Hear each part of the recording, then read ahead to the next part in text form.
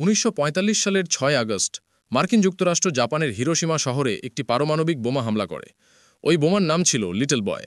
হিরোশিমার বিস্ফোরণের ৩ দিন পরে মার্কিন যুক্তরাষ্ট্র আরেকটি পারমাণবিক বোমা নাজাকি শহরে ফেলে। ওই বোমার নাম ছিল ফ্যাটম্যান। ফ্যাটম্যান লিটল বয় থেকে বেশি কার্যকর। ফ্যাটম্যান তৈরি করেছিল লস আলামোসের বিজ্ঞানী আর ইঞ্জিনিয়াররা ম্যানহাটন প্রজেক্টে। ম্যানহাটন প্রজেক্টের সময় লস আলামোস ল্যাবরেটরির ডিরেক্টর ছিলেন রবার্ট ওপেনহাইমার। তাকে প্রায়ই পারমাণবিক বোমার জনক বলা হয়। বোমাটার দৈর্ঘ্য ছিল ১২৮ ইঞ্চি আর ব্যাসার্ধ ৬০ ইঞ্চি। ওজন প্রায় ১০,৩০০ পাউন্ড। এখানে একজন মানুষকে তুলনা হিসেবে দেখা যাচ্ছে। এবার ফ্যাটম্যানের ভেতরে একটু চোখ বলাই। ফ্যাটম্যান চালানো হতো প্লুটোনিয়াম দিয়ে। গোলকটা প্লুটোনিয়ামের গোলকটা প্রায় ফুটবল সাইজের, ওজন মাত্র ৬.৪ কেজি।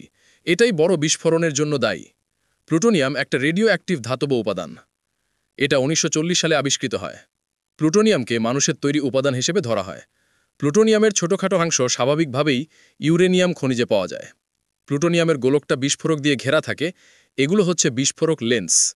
এটা একটা খুবই বিশেষ ধরনের শেপড চার্জ। এটার গঠন ৬০% আরডিএক্স আর ৪০% টিএনটি দিয়ে। বোমাটা এভাবে সাজানো হয়েছে। ৩২টা ব্রিজওয়্যার ডিটোনেটর ছিল, যেগুলো বিস্ফোরক লেন্সগুলোর চারপাশে লাগানো ছিল। ২৪ ভোল্টের ব্যাটারি বোমার এক পাশে মাউন্ট করা ছিল, যা ফিউজিং সিস্টেমের সাথে জড়িত। ১৯৪৫ সালের ৯ আগস্ট ভোরে বোয়িং বি-29 সুপার ফোর্ট্রেস টিনিয়ান থেকে ফ্যাটম্যান নিয়ে উড্ডয়ন করে। বোমার প্রধান লক্ষ্য ছিল কাকুরা শহর। ৭ ঘন্টার উড়ানের পর ঘন মেঘ আর ধোঁয়ার কারণে তারা লক্ষ্যবস্তুতে পৌঁছালে বোমা ফেলতে পারেনি কাকুরায়। তাই তারা তাদের লক্ষ্য বদলিয়ে নাগাসাকিতে বোমা ফেলে।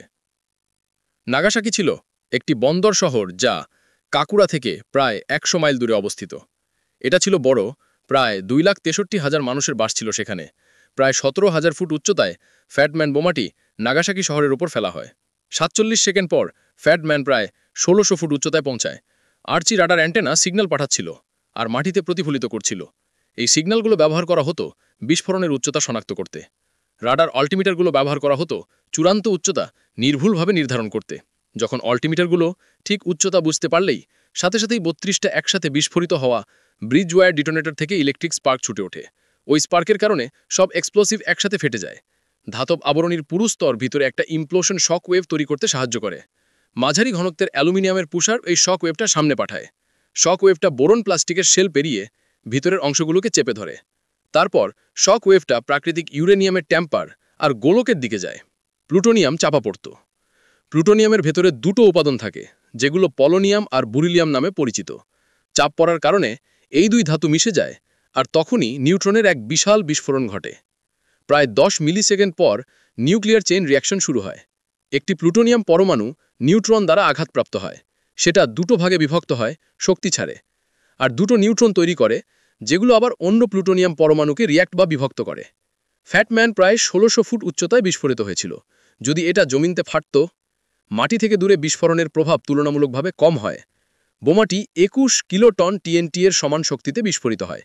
প্রায় ৪০,০০০ মানুষ মারা যায় এবং এপিসেন্টারের ৩ বর্গমাইল এলাকায় প্রায় সব ভবন ধ্বংস হয়ে যায়। এপিসেন্টারের ভিতরে বিস্ফোরণের তাপমাত্রায় কয়েকজন মানুষ মুহূর্তেই বাষ্পীভূত হয়ে যান। ক্ষতি মূলত ৩টি কারণে হয়: ধ্বংসস্তূপ, আগুন আর বিকিরণ। পারমাণবিক বোমার বিস্ফোরণের ধ্বংসস্তূপ হয় এক ধরনের এক্স-রে উত্তপ্ত বাতাস থেকে, যাকে ফায়ারবল বলা হয়। ফায়ারবয়টা ছিল একদম অতি গরম আর অত্যন্ত। আকাশে ঝলমলে গোলাকার একটা বাতাসের গোলা আর ফাটল। আগুনের ঝড় প্রভাবিত এলাকা প্রায় ৩.২ কিলোমিটার ছিল ধ্বংসকেন্দ্র থেকে। বিস্ফোরণের ফলে বাতাসে রেডিয়েশন ছড়িয়ে পড়ে। আলফা রেডিয়েশন বেশি ক্ষতি করে না। এই ধরনের আয়োনাইজিং রেডিয়েশন থেকে ভালো সুরক্ষিত কাপড় পরলে রক্ষা পাওয়া যায়। বিটা রেডিয়েশন একটু বেশি ঝুঁকিপূর্ণ।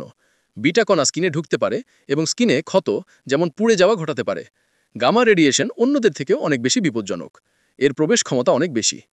গামা রশ্মি পুরো শরীরের মধ্য দিয়ে পার হয়ে যেতে পারে। এটা দীর্ঘমেয়াদী স্বাস্থ্য সমস্যা সৃষ্টি করতে পারে, যেমন ক্যান্সার, হৃদরোগ আর জিনের পরিবর্তন। এটা করে। বন্ধুরা, ভিডিওটি ভালো লাগলে সাবস্ক্রাইব আর ফলো দিতে ভুলবেন না।